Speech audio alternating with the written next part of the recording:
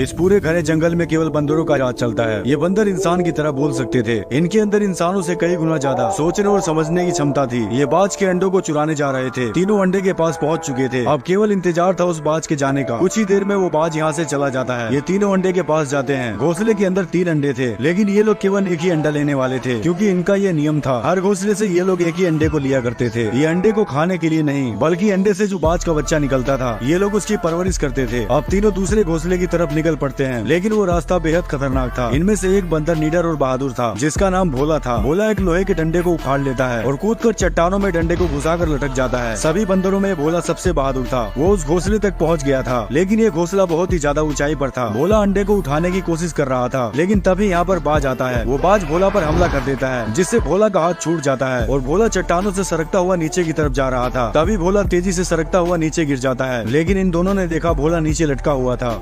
अब वो बाज भोला पर हमला कर देता है, जिससे भोला नीचे गिरने लगता है, लेकिन भोला ने बाज के अंडे को चुरा लिया था। भोला चट्टान से सरकता हुआ नीचे गिर जाता है, लेकिन भोला के साथियों ने देखा वो नीचे लटका हुआ था। भोला उसी बाज के अंडे को दिखाता है। वो उस अंडे को पाकर बहुत ज्यादा खुश था। अब भोला और उसके दोनों साथी घोड़े पर सवार होकर अपने कबीले की तरफ निकल पड़ते हैं। ये जंगल बेहद खूबसूरत था। भोला अपने कबीले में पहुँच गया था। भोला के पास कई सारे छोटे बच्चे आते हैं। वो कहते हैं, भोला भैया, क्या आपको बाज का अंडा मिला और वहाँ पर कोई खतरा तो नहीं था? भोला कहता है, वहाँ पर बहुत खतरा था। भोला उन सभी बच्चों को बाज का अंडा दिखाता है। उस अंडे को देखकर बच्चे बहुत खुश होते हैं। और ये थी भोला की माँ, जो अब बूढ़ी हो चुकी है। ये भोला को कहती है, तुम एक बहादुर बेटे हो। भोला इस बात को सुनकर खुद पर गर्व महसूस करता है। बंदरों ने यहाँ पर बहुत सारे बाजों को पाल रखा था। अब भोला हाथ में एक कपड़ा लेकर अपने बूढ़े पिता से मिलने आता है। इसके पिता पूरे कबीले के सरदार थे। भोला के पिता कहते हैं, कैसी रही तुम्हारी चढ़ाई? भोला कहता है, पिताजी, मैं सबसे ऊपर तक चढ़ा था। तभी भोला के पिता उसके हाथ में वो कपड़ा देख लेते हैं और कहते हैं कि ये इंसानी कपड़ा तुम्हें कहाँ से मिला? भोला कहता है, मुझे पास के जंगलों में मिला। इनको लग रहा था कि इंसान जंगल में घुस चुके हैं और वो हमसे फिर से युद्ध। अब भोला के पिता कहते हैं, उस जगह का पता लगाओ जहाँ पर तुम्हें इंसानी कपड़ा मिला है। और बंदरों में सबसे ताकतवर ये बंदर था। सभी बंदर इससे बहुत ज्यादा डरते थे। अब वो ताकतवर बंदर कुछ बंदरों के साथ निकल पड़ता है उसी जगह पर जहाँ पर भोला को इंसानी कपड़ा मिला था। और रात के समय भोला को कोई आवाज सुनाई देती है। भोला उस आवाज की तरफ जाता है। भोला ने देखा एक लड़की छुप कर बैठी हुई थी। वो लड़की भोला को धक्का मारकर यहाँ से भाग जाती है। भोला उसे नहीं पकड़ पाया था, लेकिन तभी इसने देखा बाज का अंडा टूट चुका था। भोला बहुत ज्यादा डर जाता है, क्योंकि कल सभी बंदरों का समारोह था और उस समारोह में उस अंडे को पेश करना था। लेकिन भोला कहता है, समारोह से पहले मैं अंडा पेश कर दूंगा। और उसी रात भोला बाज के अंडे को चुराने निकल पड़ता है। लेकिन आगे चलकर भोला को किसी के चिल्लाने की आवाज सुनाई देती है। भोला वहाँ पर जाकर देखता है। उसने देखा कि इसके वही बंदर मर चुके थे, जो ताकतवर बंदर के साथ इंसानों को ढूंढने गए थे। तभी भोला के पीछे वही ताकतवर बंदर आता है। इस बंदर को भी उन्होंने मार दिया था। ये भोला को यहाँ से भागने के लिए कहता है। भोला ये सब देखकर बहुत ज्यादा डर जाता है, क्योंकि इसके कबीले पर बहुत बड़ी मुसीबत आने वाली थी। तभी सामने से कोई भोला की तरफ आ रहा था। भोला उनके आने से पहले झाड़ियों में छुप जाता है। ये भी एक बंदर थे, लेकिन इनके अंदर कोई भी रहम नाम की चीज। अब